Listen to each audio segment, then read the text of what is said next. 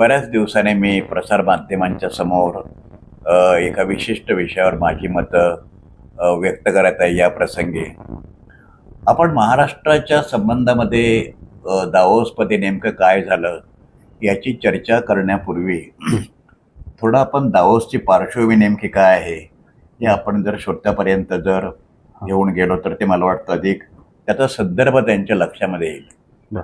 1971 नंतर जागतिक अर्थव्यवस्थेसमोर आणि विशेषतः भांडवलशाहीसमोर एक फार मोठा पेचप्रसंग उभा हळूहळू विकसित होत गेला. 1971मध्ये ह्याची सुरुवात झाली आणि नंतर तो क्रायसिस पुढे पुढे पुढे तो अधिक गंभीर होत गेला. 2008मध्ये अमेरिकेमध्ये सब प्राईम क्रायसिस ज्याला म्हणतात, घराच्या समस्येमुळे तो एक ग्लोबल फायनान्शियल क्रायसिस झाला.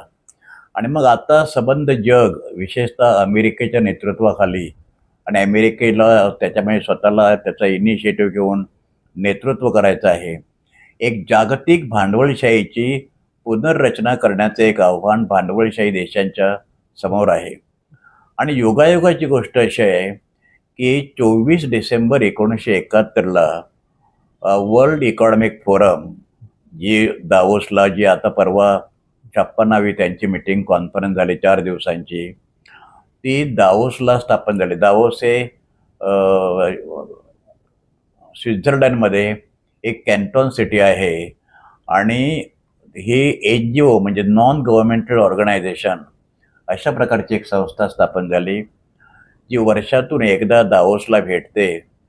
ती ती NGO आहे, ती कुठल्याही प्रकारची युनायटेड नेशनसारखी अशी संघटना नाही, पण त्याला इतकं महत्त्व प्राप्त झालेलं आहे कारण जगातील सर्व देशांचे प्रतिनिधी, प्रमुख देशांचे, आता ह्या वेळेला जवळजवळ 60 देशांचे प्रतिनिधी, मुख्य म्हणजे heads of the state, economist, policy makers, NGOज, पर्यावरणवाले, स्त्रीमुक्तीवाले, सगळ्या प्रकारचे लोक असं एक एक जागतिक मेळावा असा ह्या दावोसला भरतो. आणि तो ह्या एकूणच संपूर्णपणे 800 कोटी लोकसंख्या जी जगाची जी आहे त्याच्याशी त्यांच्या जीवनमरणाचे प्रश्नसुद्धा या ठिकाणी स्पर्श केले जातात. अशा प्रकारचे विषय तिथे हँडल केले जातात.